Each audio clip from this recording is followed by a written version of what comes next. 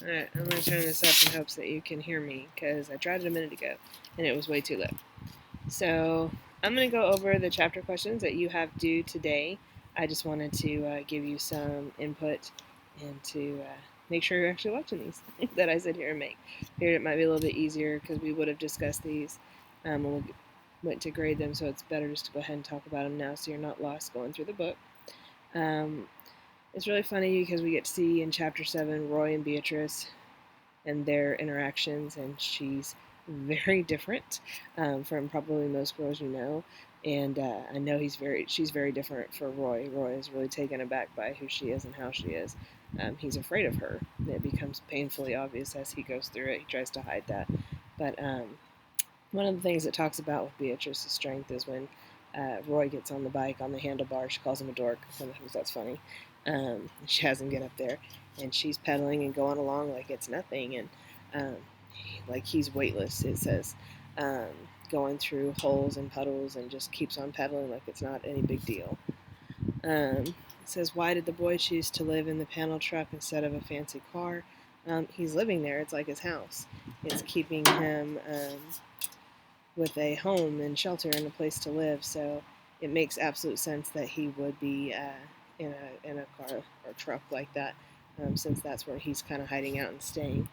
Um, Officer Delinko is from a family of policemen. I think it's common for children to grow up and take jobs similar to the parents. Yes and no. I think sometimes a parent's job. See, here it goes again.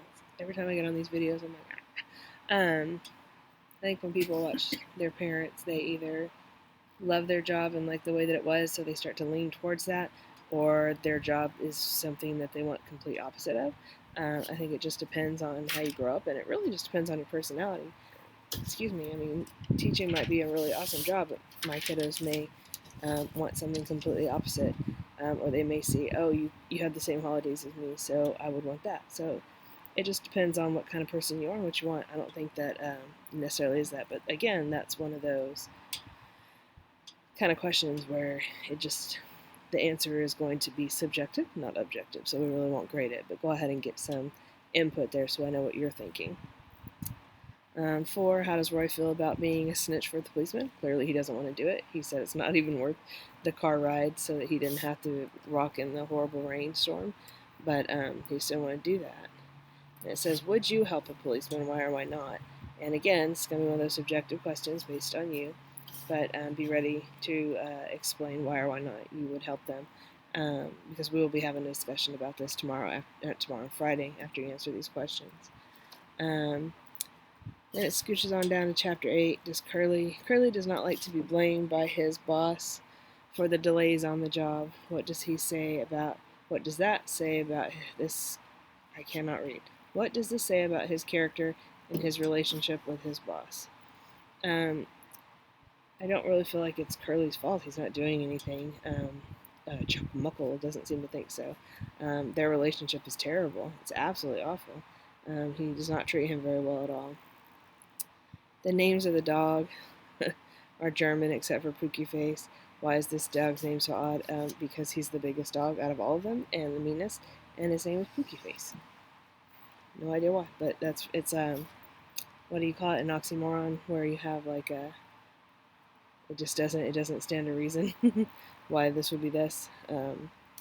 Hot ice. I always try to think of oxymorons and it's kind of hard to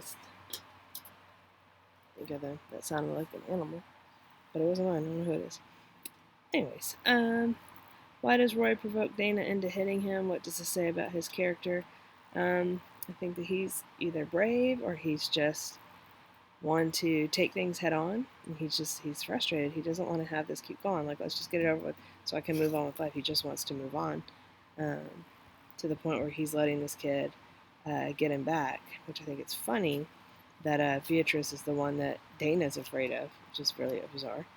And what does that say about her character? And that she's very protective. Clearly, she's very protective of the people that she seems to care for. We know she cares about her stepbrother, and she's taking care of him. So it only stands to reason that we can infer she's clearly starting to care about Roy because he's caring about the stepbrother, wanting to give him shoes, and she sees that he's a good kid. And everybody knows Dana's just awful. It looks like his own mom hit him. So that's a whole nother road we'll have to go down in the discussion on Friday. So hope you watched this. Hope you enjoyed it. And you can use it to answer your questions. Bye. Bye. Maybe bye. It takes a minute to stop these things for some reason.